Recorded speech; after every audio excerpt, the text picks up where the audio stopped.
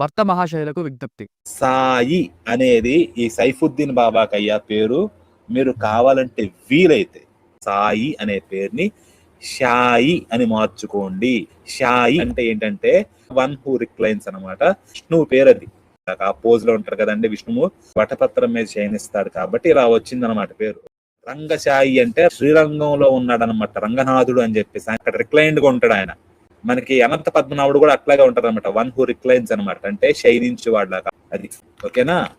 So అన్మిస్టేకబుల్లీ మీరు మార్చుకునేటప్పుడు ఈసారి ఆధార్ కానీ ఇంకా మీ పిల్లల పేర్లు కానీ ఏదన్నా కూడా మామూలు సా తీసివేసి ఇదిగోండి ఈ మెలికే సా ఇది పెట్టుకోండి. రెండిటికి ఇంగ్లీష్ లో పేరు మారాల్సిన అవసరం లేదు. కుదిరితే ఇంగ్లీష్ లో SAI అని కాకుండా SAYI అని పెట్టుకోండి. ఆ వై మాత్రం చేర్చండి. సై అనేది సైఫుద్దీను, అది మనకి వద్దు. అన్మిస్టేకబుల్ గా SAYI అని పెట్టుకోండి. సాయి, సాయి కాదు.